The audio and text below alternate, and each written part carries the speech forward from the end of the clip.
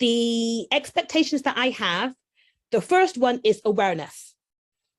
Now, when we go into conversations about race and racism, I'm guilty of this. When I first started to having conversations, I was entrenched in my lived experience. What happened to me? I knew what was going on. I want to have my say. And what that does is it stops you from hearing. You know, you don't need to be the expert in every conversation. You don't need to know everything. And there has to be an awareness that you don't know everything. And that maybe what you thought you knew, but maybe honestly for what you thought was correct, may not be correct. And you need to be willing to unlearn what you've learned so that, like I said, you can hear the perspectives and the experiences of others. And that is regardless of their race. There is no oppression Olympics. Nobody gets to have, you know, my opinion's more than yours. People of color don't have more valid experiences than white people. It's about having the conversation openly and honestly. Next is about being present. Now, everybody obviously physically is there, but I've been in training sessions where people are talking and you switch off. You're looking out the window, you're yawning, you're sighing, you feel uncomfortable, you feel uninterested. But for me, when I have these conversations, every participant signs up to be engaged, to be present, because what we don't want is we don't want passive participants. We don't want somebody there who's just sitting there and not contributing, because if you're talking about trying to change racism long term and making sustainable, meaningful change, you need everybody in your organization to be on board from the top right down to the bottom. We don't want any innocent bystanders. We don't passive bystanders. We want people who are actively engaged in the conversation, in the dialogue, so that we can move things forward. And by being aware and having these conversations, you will also, which I found, you will be able to identify your own blind spots. And we all have blind spots, being a woman and being Black, I will maybe have blind spots to what maybe a Black man might experience. And it's important to understand that our opinions 9 times out of 10 are based on our experiences. So it's about opening your mind up and your views up to understand that other people's perspectives can also help bring us forward. The next one is feeling uncomfortable. Now, that's the whole reason why people don't talk about race and racism, is because they feel uncomfortable. And it's kind of weird that that is one of my expectations, because if you look at, for me, and I'm sure most people would agree, if you look at your personal life and when you've made the most change or when you've made the most growth as a person, it's when you've stepped into a space of discomfort, when you've been uncomfortable, when you've allowed yourself to do your normal thing. And for me, that is going to be one of the most critical actions we can take when fighting racism. Racism is about being uncomfortable. Now, I think all races will feel uncomfortable talking about race. I don't think it's specific to any one race. So white people might feel uncomfortable because they don't want to say something wrong. They don't want to say something racist. They don't want to offend anybody. They don't want to be seen as racist. And Black people or brown skinned people might not want to say anything because they are worried that they won't be heard, they'll be dismissed, people will say that their experience didn't really happen or it wasn't as bad as what they're saying it is, and that can stop the conversation dead. Now, in order to move forward, it's about leaning into that discomfort, embracing that discomfort and saying through that discomfort is where we are going to get the growth that we need in order to move forward. Next, it's about being honest. And in order for effective change to happen, I think honesty is really, really, really important, not to drone on about importance. But the reason why I say that is, again, when I've done this work, especially with white leaders, they've been very reluctant to share their views because of I've never experienced racism. And if I say that, people are going to say I'm racist. And what's my view? Why is my view even worth anything? Why would it matter to the conversation? Because I have no lived experience. But that is the point. Your lived experience still does matter. And we need everybody's lived experience, even if it's something that makes people feel uncomfortable, because that's how we will grow. And if we don't have honesty, what you will find is you will get more misconceptions, you will get more people be more confused, and you will get more half-truths being told. And back to the passive participant point, if you get people who are just sitting there not saying anything, When somebody says something that is maybe racist or discriminatory, if no one says anything, well, that person can go away and say, well, when I said that in a meeting, nobody said anything, so it must be fine. And then that's how racist language continues. So it's about us being active, it's about us being engaged, it's about us accepting and embracing the discomfort that comes with having conversations about race, so that we can continue to move forward and affect change. And the last one, and I think this is really important when you're having conversations in mixed race groups. So if you've got, white people, black people, people of all different skin colors, I think it's really important that you expect and accept that there may not be closure. And this may be easy to understand. I think the clients I work with, some of them struggled with it at the beginning, but I think over time, they understand, because we have so many conversations, they realize that this is not a one-stop shop. They don't have to get everything done now. They don't have to get all the views out. They don't have to be heard. They've got time. They've got time to evolve. They've got time to grow. They've got time to explore. And what I found in these conversations is that when we get that time to explore and not be focused on having my point heard, having a definitive answer, having a definitive conclusion to the conversation, we've actually end up getting to the solutions quicker. And by having a continuous dialogue, what I found is that organizations have then had solutions that are specific to them. They are not knee-jerk, and the changes that they make are more substantial and long-lasting. So, for example, to use my first client, who I still work with now, some of the changes that they've done they are still using, and they've had changes of staff. But the reason why they've been able to do that is because they've had that continuous conversation. They haven't shied away from it. They haven't only done it at certain points, in the year when it seemed to be, fashionable or trending. They've made that commitment to have those conversations ongoing, regardless of what's happening in their organization and regardless of the racial makeup of their company. That's also very important. These conversations should only be had if you've got, a high proportion of, demographic of Black people or brown people in your organization. Everybody should be having these conversations. And if your workplace is predominantly, white, then you would need to bring external professionals in to facilitate that conversation, so you get other perspectives. But it's not, oh, we don't have anybody of color, so we don't have that conversation, or we've got lots of people, so we need to have it. Everybody should be having it, because if you are an organization that doesn't have a lot of people of color, hopefully that will be your aim. And you want to make sure that when they do come, they are coming into an environment that is able to have these conversations openly, honestly, and respectfully, because we want these spaces, these conversations, to be safe. Like I said, we don't want people to feel like they're being attacked or not listened to. We want it to be a space where people can have a conversation, hopefully in an adult, civilized way, about what they've experienced, what's happened, and what things they can do to move things forward.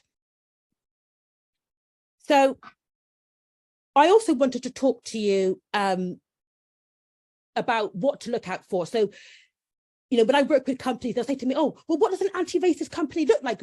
What can I do? And that to me is that's not the question you should be asking, because as with schools, as with everything, everybody's organization, every school is different, because by fact of the very people who frequent that building or that establishment. So the main things that I think you should look out for are representation.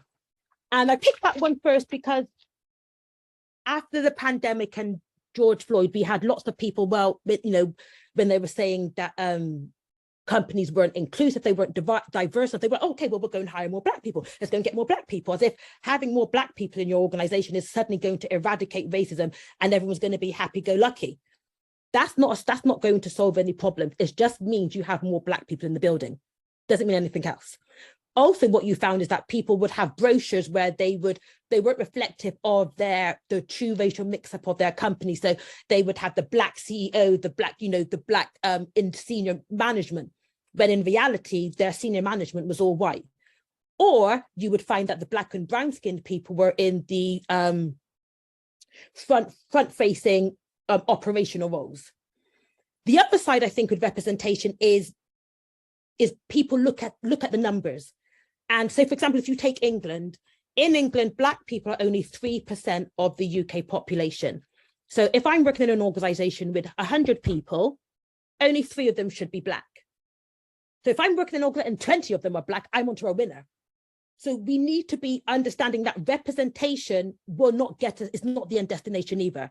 Because if we're looking at in terms of England, Black people are not even 10%. So when you work in most environments, there's not going to be a high proportion of Black people. Now, some people may argue that there's a difference if you work in a predominantly Black area or an area with more non-white people. So your workforce should reflect that. And yes, that is an argument. And I think that is an argument we could have. But at the same time, having more people of color does not mean that there's not racism. So to me, the point should always be, how are you fighting racism, regardless of who your employees are? That should always be your first point. The next one is commitment to anti-racism. Again, we had the Black squares, we had, Black Lives Matters, we had the marches, we had the protests. And again, I personally believe that, especially in England, that Black Lives Matters was very easy to jump on board because we were locked down. And unfortunately, if we look at life now where everybody's gone back to work and everyone's day-to-day life is back to normal, that's not as prevalent in most people's mind. And it seems to me the people who were fighting for anti-racism before are the same ones who are still fighting for it now. So when you go into a company and organization, you need to see whether anti-racism is an essential part of their day-to-day work. Is it an integral part of their work, or is it an add-on? Is it like the companies who, now their budgets are being cut, they're saying, oh, well, we can get rid of that because it doesn't really matter. You need to work out how important is it to them, and does it match up with how important it is to you? Because we've all got individual goals and values. And if it doesn't match up, then you can obviously make the required decision that works best for you. Next is engagement surveys. Oh, and they were prolific after lockdown, after George Floyd. Everyone was writing a survey, getting all their Black and brown employees to fill in this engagement survey. And to me, companies who only use engagement surveys are not committed to creating an anti-racist environment. 9 times out of 10, they are written to please the people in charge of the company. They gloss over the issues in the company that actually people want fixed or tackled. And the way the questions are scripted, they're normally very superficial. Do you feel safe? Are you happy? Well, as I've said before, I could feel I was happy this morning, but somebody might annoy me in my car when I'm driving home and I'm angry. So your moods change. And it's really important to understand that how you ask the question, and especially, is it yes or no questions? Is there room for the person to elaborate on their feelings and to explain actually what's happened? Or when they get the information and somebody may relay something that is that something racist is happening in the organization, do you actually tackle it? Or do you just say, oh, that person's had a bit of racism, but it's not a lot, so we can ignore it? What do they do with the information? And like I said, we don't want to put people in a situation where they are continually sharing their trauma or their experiences that are experience of discomfort or pain, and nothing happens. There has to be a sense of proactiveness if you're going to ask your colleagues of color to explain how they feel. And then the last one is leading from the top. Now, this one is anytime you see an organization where the most senior person is driving the change, driving the communication, that's an organization that's committed to racism. That to me is one of the first things you can see. So back to my point of you don't know, you can't see whether a company is anti-racist or not. That to me is one of your first things to look out for. And second of all is, are they committed to making specific changes that are relevant to their companies? Are they having conversations with all members of staff from top right to the bottom? Are they including people of color in the decision making? Some of the schools I work with, we've now started to include parents of color and the children in the policies, because the children of color are the ones who are receiving how the policy is being dished out. So whilst the teachers and the head teacher might think, oh, well, that's fine, it's fair, it's objective, it's not racist, but theoretically it might not be, but when it's portrayed in practice, it might be really racist. And to give you an example, briefly, with my son's primary school, when I first started this work with them, their rule was that any child could have one incident of racism and not be punished. And on the face of it, it doesn't seem that bad. Okay, they may have made a mistake.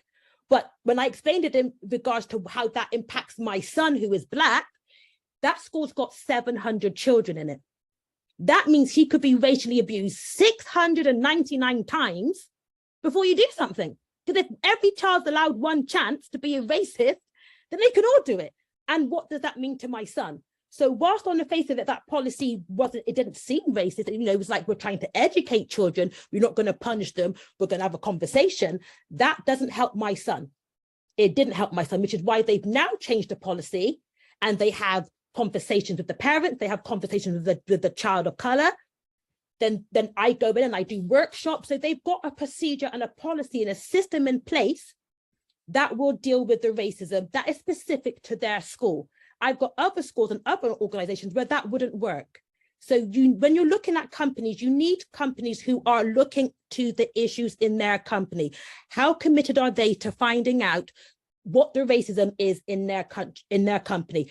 What are they doing to specifically tackle it in their company, and not just bringing in knee-jerk responses or the generic solutions, as in engagement surveys or safe spaces or changing a policy, without any understanding of what that actually looks like in real life and in practice. So that brings me to the end of my session. I hope I provided you with some information to understand about what anti-racism is, what racism we should be looking at in terms of globally. So for example, you really need to be mindful of what territory you're working in, the people you're working with, because different continents, different territories will have different experiences, different problems. And it's about being able to understand that. And I think more so for this generation, they are way more, when I left, I'm in my 40s. So when I left university, the internet was just taken off. The world we live in now was far removed from my mind at that time. So, the fact that I'm here talking to people in Egypt is amazing. So this generation really needs to be more aware of what these issues are on a global scale, so that they can actually be the best employees and the world leaders that I hope that they will all turn out to be. I'd like to thank Dr. Amira for having me and inviting me to be part of this week. And I would love to have answer any questions that you have. And what I will do before is my details are on the screen there. It's my email, my LinkedIn, and my website if you want to have a look at what I do, or you want to drop me a line and say, hey, any form of contact would be great. Thank you very much. And I hope you've enjoyed it. Dear Louise, thank you very much. It was very interesting, actually. Thank you very much for your passion and for sharing with us your insights about racism and your advices on how to be anti-racist. And we have here a question from Gemma. We have a question about how do we start our anti-racist journey? How can we start? Yes, anti-racist journey. Okay, I would, I think it's a personal journey. I think you can't control anybody. You can only ever start with yourself. So to me, for my journey to become anti-racist, it was about becoming more aware of my own biases and exploring what the environments that I've been into and how that has led me to have the opinions that I have. So it's about educating yourself, whether it be books, like I said, podcasts, webinars, speaking with people who you feel safe to speak to.